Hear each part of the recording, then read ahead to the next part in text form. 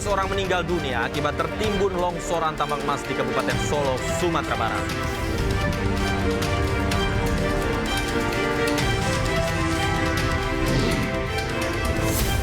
Polisi tetap lanjutkan investigasi meski 7 jenazah di Kali Bekasi teridentifikasi.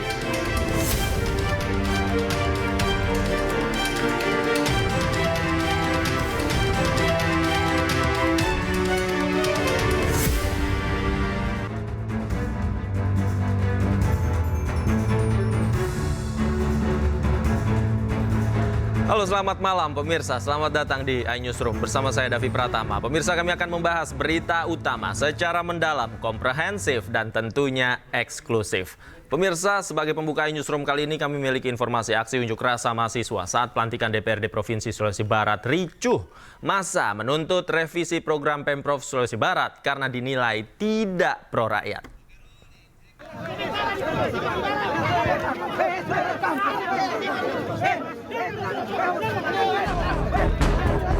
Demo mahasiswa di kantor DPRD Sulawesi Barat diwarnai kericuhan. Sejumlah mahasiswa yang memaksa masuk ke dalam kantor DPRD dihalangi aparat kepolisian dan Satpol PP hingga aksi saling dorong di depan pintu masuk tidak terhindarkan. Aksi kemudian mereda setelah sejumlah anggota DPRD yang baru saja dilantik keluar dan menemui mahasiswa. Dengan membawa keranda mayat, mahasiswa kemudian berdialog dengan anggota DPRD.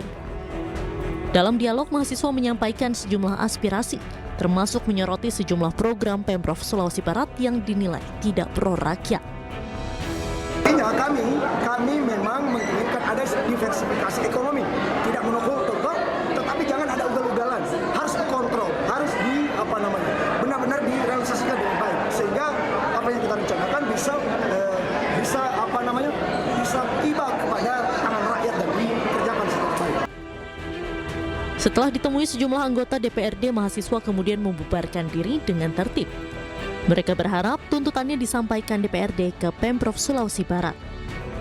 Dari Mamuju, Sulawesi Barat, Frendi Anyus melaporkan. Sebuah tambang tradisional di daerah Sungai Abu, Kecamatan Hiliran Gumanti, Kabupaten Solok, Sumatera Barat longsor dan menimbun puluhan orang. Akibat peristiwa ini laporan sementara 15 orang meninggal dunia, sementara 9 orang mengalami luka. Lokasi longsor jauh dari permukiman warga dan hanya dapat ditempuh dengan berjalan kaki sejauh 6 jam karena tidak bisa dilalui oleh kendaraan.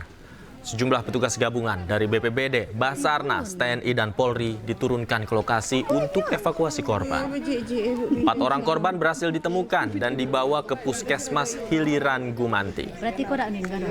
Yun, nah itu dong. Mana yun? Hah? Kau Iko siapa itu dua? Berarti kau tak meninggal nih? Dan juga? Oh itu dong ya. Ada kartu pengepes ya? Iya kak jalan. Jalan jalan orang yang putih. Tuh. Dan pemirsa, untuk mengetahui situasi terkini di lokasi longsor tambang emas ilegal di Solok, Sumatera Barat, kita sudah terhubung bersama Kepala Pelaksana BPBD Kabupaten Solok, Irwan Effendi, dan juru bicara BPBD Sumatera Barat, Ilham Wahab. Selamat malam, Pak Irwan. Selamat malam, Mbak. Baik, Pak, saya ke Pak Irwan terlebih dahulu. Pak Irwan, informasi saat ini seperti apa, Pak? Update terakhirnya, Pak.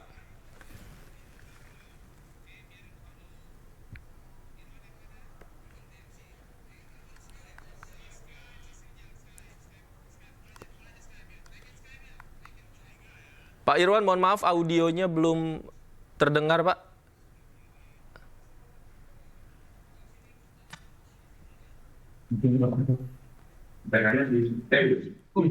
Oke, sudah terdengar, silakan Pak Irwan. Oke.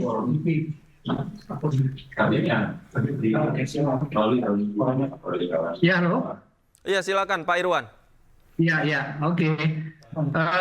Dapat kami laporkan dan informasikan bahwa hari ini saya selaku Kepala Badan Penanggulangan Bencana Daerah BPBD Kabupaten Solok mendampingi pimpinan saya, Bapak Bupati pejabat sementara, yakni Bapak Akbar Ali yang baru 2 hari berada dan bertugas atas penugasan Menteri Dalam Negeri menjadi Bupati Solok.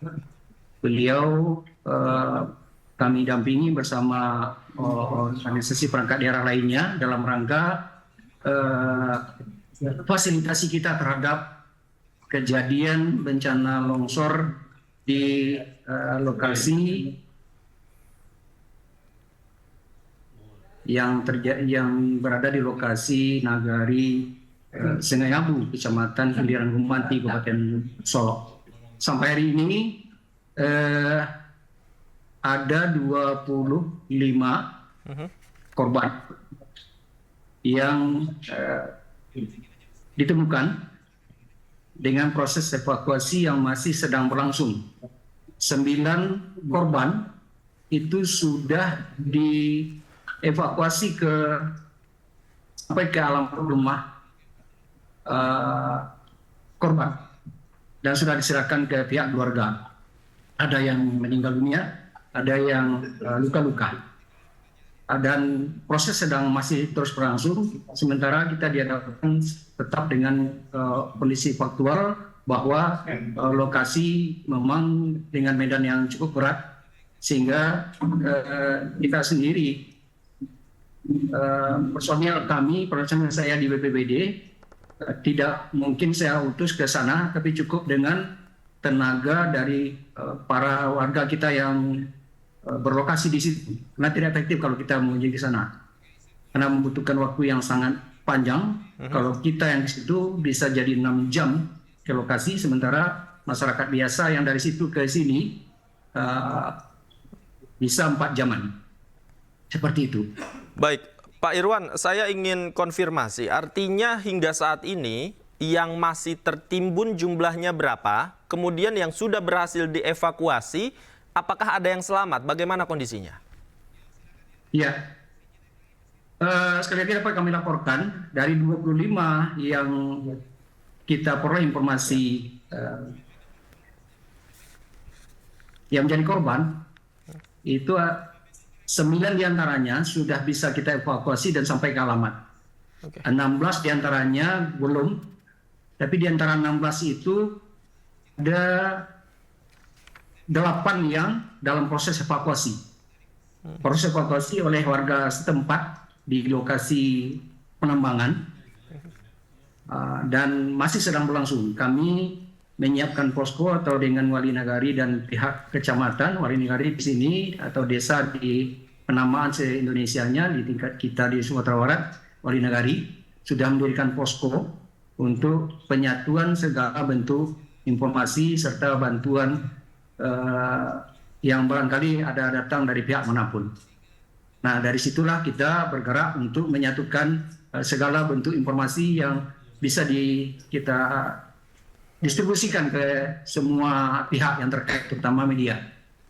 Masuk kali ini dengan pihak INIS. Baik, saya ke Pak Ilham. Pak Ilham, mengingat medan yang sulit, kemudian juga membutuhkan waktu untuk sampai ke lokasi, apa dukungan dari BPBD Sumatera Barat yang hingga saat ini sudah dilakukan? Pak Ilham. Ya, baik. Untuk saat ini BPBD Provinsi sudah melakukan koordinasi dengan berbagai pihak, termasuk dengan BPBD yang terdekat seperti Sawalunto, kemudian Kota Solo. Kita mendorong juga untuk menurunkan personil dalam upaya evakuasi korban yang tertimbun di lokasi tambang. Kemudian tadi kami juga berkoordinasi dengan Basarnas agar juga segera menurunkan timnya, dan katanya tadi sudah menurunkan tim sebanyak 10 orang dari Basarnas. Kemudian kita di BPBD sendiri sekarang sedang menyiapkan peralatan untuk turun ke lapangan. Mudah-mudahan malam ini kita bisa berangkat menuju lokasi. Kemudian untuk kesulitan komunikasi yang terjadi di lokasi karena memang lokasinya jauh, kita sudah berkoordinasi dengan RAPI agar menambah repeater lapangan dan repeater penyambung agar komunikasi dari titik longsor ke luar bisa berjalan melalui dengan radio komunikasi. Oke, kalau untuk skala prioritas Pak, yang akan dilakukan oleh BPBD Sumatera Barat khususnya untuk mensupport secara maksimal di lapangan seperti apa Pak? Ya, prioritas kita pasti bagaimana upaya evakuasi korban ini segera selesai dan korban bisa ditemukan lebih cepat. Jadi untuk itu kita yang dibutuhkan sekali tentu dukungan komunikasi, dukungan logistik, dan dukungan personil. Untuk itu kami besok juga akan Pak Gubernur juga akan meninjau langsung ke lokasi. Mudah-mudahan ini akan dapat kita persoalan-persoalan atau rintangan-rintangan apa yang menghambat proses evakuasi ini sehingga ini bisa kita clearkan cepat. Oke, jam berapa besok rencananya akan meninjau lokasi langsung, Pak? Kalau Pak Gubernurnya mungkin besok jam 11 berangkat dari Padang menuju lokasi. Sementara dari tim BPBD Provinsi malam ini akan berangkat. Baik, saya ke Pak Irwan. Pak Irwan, kendala yang hingga saat ini ditemui di lapangan dalam proses evakuasi utamanya apa, Pak? Iya, soalnya tadi dari awal sudah saya singgung bahwa lokasi medan yang berat disertai dengan jarak yang cukup jauh untuk kita atau warga masyarakat setempat di Sungai Abu ini ke lokasi itu karena sudah terbiasa bisa dengan jarak tempuh 4 jam perjalanan. Tapi kalau kita, bahkan termasuk personil saya yang sudah biasa menghadapi berbagai bentuk bencana, itu saya tidak yakin bisa 4 jam, bisa 5-6 jam. Apalagi orang awam. Apalagi kalau kembali dari sananya menggotong korban dengan alat pandu, alat tandu, maka tentu akan jauh lebih lama lagi.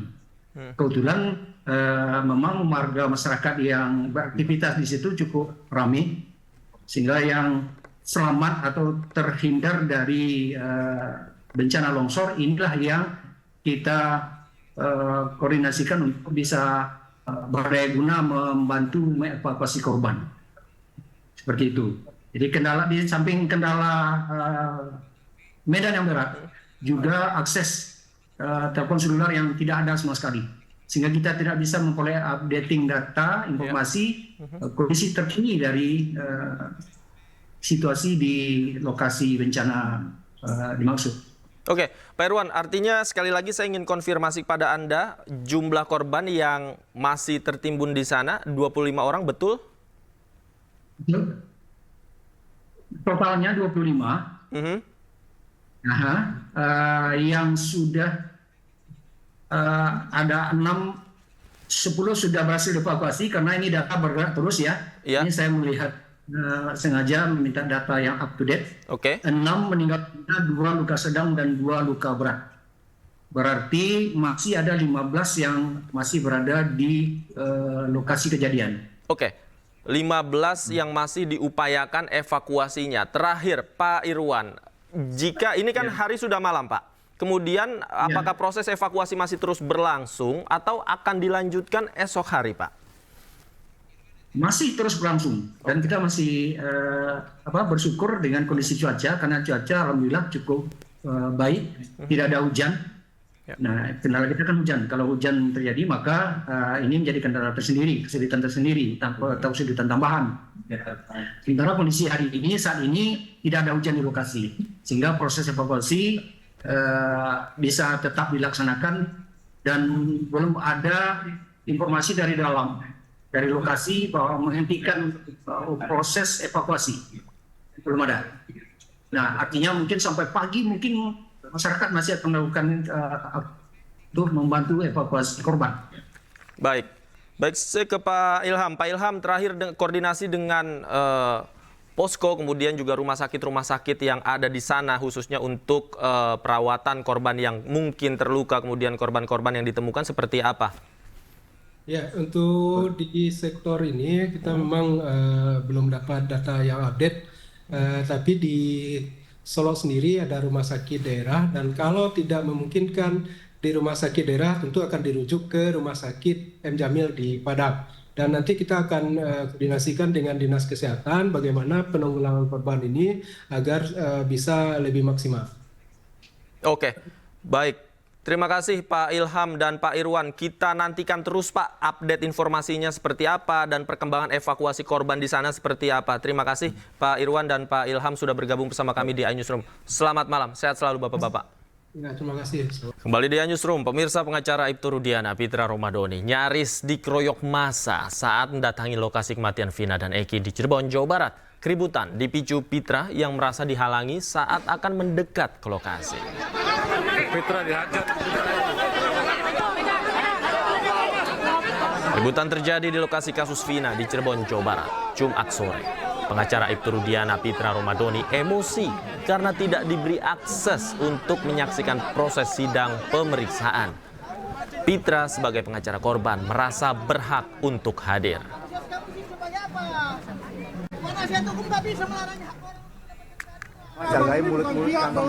Namun suasana semakin panas saat Pitra terlibat adu mulut dengan pengacara pihak terpidana. Kondisi semakin tak kondusif saat sejumlah pihak turut memprovokasi. Pitra merasa tindakan pengadangan yang dilakukan tidaklah adil.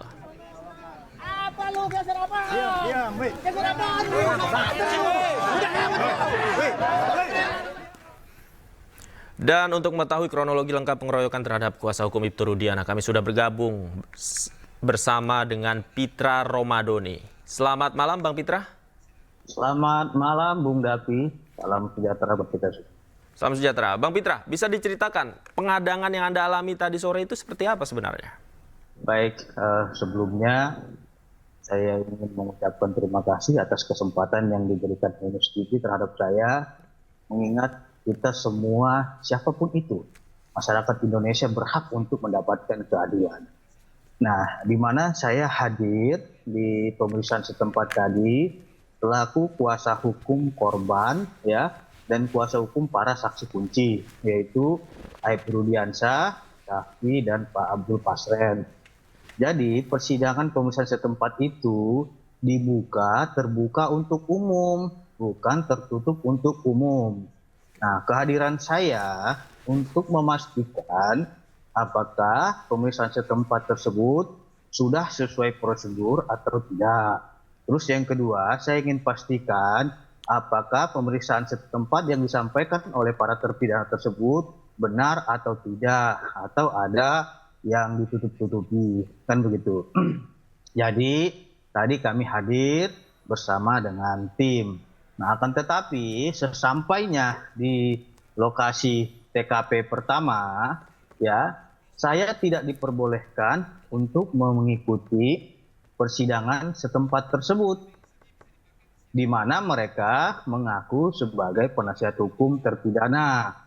Saya sangat menyesalkan sekali tindakan teman-teman tadi yang menurut saya sangat arogan, ya. Dikarenakan saya seorang pengacara didorong-dorong seperti tadi, menurut hemat saya itu bukan cerminan orang yang mencari keadilan, akan tetapi cerminan orang yang menggunakan arogansi. Nah, maka dari itu, ya, tadi saya juga baru selesai berobat karena tulang punggung bagian belakang saya ini sakit sekali, karena tadi didorong, ya, dada saya juga sampai sekarang masih sesak, ya. Karena apa? Karena kehadiran saya itu ingin menyampaikan bahwasanya klien saya juga saya hadirkan di situ, Bapak Aibtu Rudiansyah, gitu loh. Akan tetapi kita tidak diberikan akses untuk menyampaikan itu oleh penasihat hukum para terpidana. Maka dari itu kita sesalkan sekali kenapa mereka menghalangi penasihat hukum korban dan saksi kunci yang ingin juga menjelaskan letak duduk TKP itu di mana posisinya, kan begitu. Artinya apa? Kalau kita ingin mencari keadilan, tolong dibuka seluas-luasnya. Jangan mereka menghalangi saya untuk menyampaikan kebenaran. Anda kan sudah melihat dari video tersebut betapa ratusan ribu orang berkerumun menghalangi saya. Saya tidak tahu, ya, apakah itu orang-orangnya para terpidana. Yang pasti yang menghalangi saya itu sudah mengaku dia itu adalah penasihat hukum terpidana. Itu yang saya sesalkan, Bung Dapi. Karena sampai saat ini saya masih mengalami sakit punggung belakang, gitu. Baik, kita harapkan kejadian ini tidak terulang. Terima kasih Bung Pitra Romadhoni. Sayang sekali waktu kita terbatas. Terima kasih sudah bergabung bersama kami di Newsroom. Selamat malam. Sehat selalu Bung Pitra. Selamat malam, Bung Dapi. Calon Gubernur Jakarta nomor urut 1 Ridwan Kamil berjanji akan menyalurkan kredit mesra untuk membantu permodalan golongan ekonomi remah. Program serupa juga pernah diterapkan di Jawa Barat. RK pun mengklaim program ini sukses dijalankan di Jawa Barat. Kredit mesra bisa menjadi solusi efektif untuk masyarakat yang butuh pinjaman tanpa jaminan. Sementara itu, calon gubernur Jakarta nomor urut 3 Pramono Anung berjanji mengatasi banjir Jakarta dengan berbagai strategi. Sementara itu, pasangan Pramono, Rano Karno, menyapa warga di kawasan Kalideres, Jakarta Barat.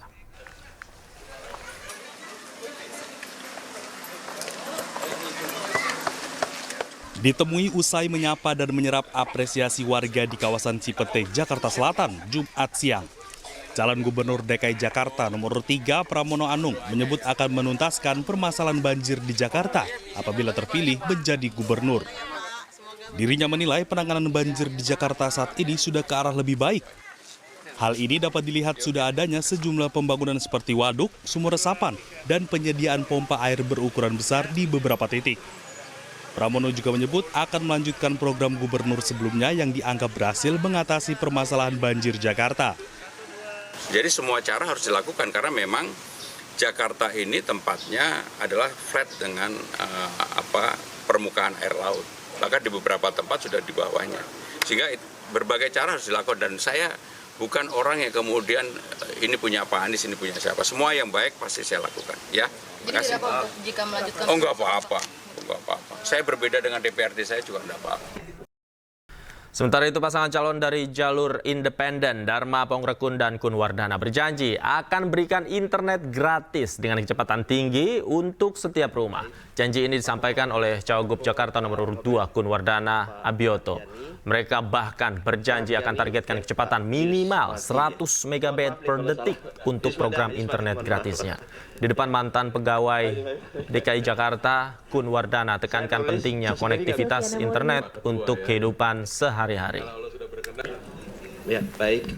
Pak Moko ya, Pak Moko, Pak Robert.